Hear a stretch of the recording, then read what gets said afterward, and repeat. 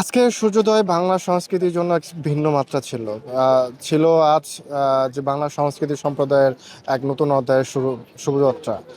শুভ নববর্ষ আজ থেকে শুরু হয়েছে 1433 বঙ্গাব্দ। আমি রয়েছি ধামরাই উপজেলার ঠিক ধামরাই উপজেলা প্রাঙ্গণের ঠিক সামনেই। আমি যদি একটু দেখাই যে আমার পিছনে কিন্তু যে মানুষের উপস্থিতি বলে দেয় যে বাংলা সংস্কৃতি মানুষ কতটা ধারণ করে। আমরা সকাল থেকে দেখছি এই এই পুরো প্রাঙ্গণ জুড়ে কিন্তু উপজেলা প্রাঙ্গণ জুড়ে কিন্তু মানুষের যে উৎসাহ উদ্দীপনা সেটি কিন্তু কমতি ছিল না। আমরা সকাল থেকেই যে মানুষের আগমন সেটা কিন্তু দেখছি যে বিভিন্ন রঙের বিভিন্ন যে সাজে কিন্তু মানুষ এই প্রাঙ্গণে উপস্থিত হয়েছে। তারা ছোট শিশু থেকে শুরু করে যে বয়োবৃদ্ধ রয়েছেন তারাও কিন্তু এই সম্প্রদায় এই যে সংস্কৃতির সাথে মিলেমিশে তারা কিন্তু এখানে একত্র হয়েছেন, যোগ হয়েছেন। আমরা যদি একটু তথ্য জানিয়ে রাখি যে এই নববর্ষর উদযাপনের জন্য কিন্তু সকাল থেকে উপজেলা ধামরাই প্রশাসন যে প্রস্তুতি নিয়েছিলেন সেই প্রস্তুতি অনুযায়ী কিন্তু তারা সকালে একটি শোভাযাত্রা করেছেন। সেই সাথে যে মানুষদের জন্য ছোটদের একটি সাংস্কৃতিক অনুষ্ঠানও হয়েছে এই উপজেলা প্রাঙ্গণে।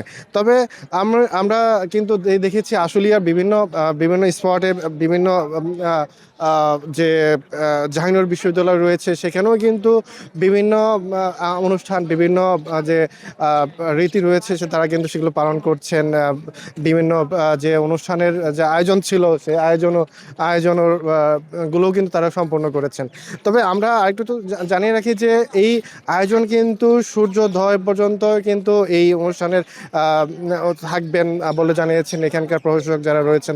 তারা বলছেন যে দিনের আলোতে যতটুকু অনুষ্ঠান করা যায় সেটুকু এই স্থায়ীকাল হবে। তবে আমরা একটু জানিয়ে রাখি যে বিভিন্ন এই উপজেলা প্রশাসনের পাশাপাশি কিন্তু বিভিন্ন স্থানে কিন্তু ছোট ছোট করে তাদের নিজস্বভাবে কিন্তু অনেকেই কিন্তু এই অনুষ্ঠান পয়লা বৈশাখে যে অনুষ্ঠান রয়েছে সেই অনুষ্ঠান কিন্তু পালন করছেন। তারা বিভিন্ন অনুষ্ঠান আয়োজন করছেন। আমরা দেখতে পাচ্ছি যে উপজেলা প্রাঙ্গণে কিন্তু এখানে ফটো বুথ করা হয়েছে, যেখানে যে নারীরা যে রয়েছেন তারা কিন্তু এখানে তারা ছবি তুলে রাখছেন, স্মৃতি ধারণ করে রাখছেন। আমরা যদি একটু তথ্য জানাই যে এই উপজেলা প্রশাসন থেকে কিন্তু বারবার একটি বিষয় কিন্তু লক্ষ্য করছেন। তারা কিন্তু আইন শৃঙ্খলা বাহিনীর দেরকে সতর্ক রেখেছেন। তারা বারবার বলছেন যে এই যে অনুষ্ঠানকে ঘিরে পয়লা বৈশাখী অনুষ্ঠানকে ঘিরে কোনো ধরনের অপ্রীতিকর কোনো ঘটনা বা অপ্রীতিকর কোনো পরিস্থিতি যেন তৈরি না হয় সেদিকে তারা লক্ষ্য রাখছেন। দর্শক, ধামরাই উপজেলা পহেলা বৈশাখের অনুষ্ঠান নিয়ে এই ছিল সর্বশেষ।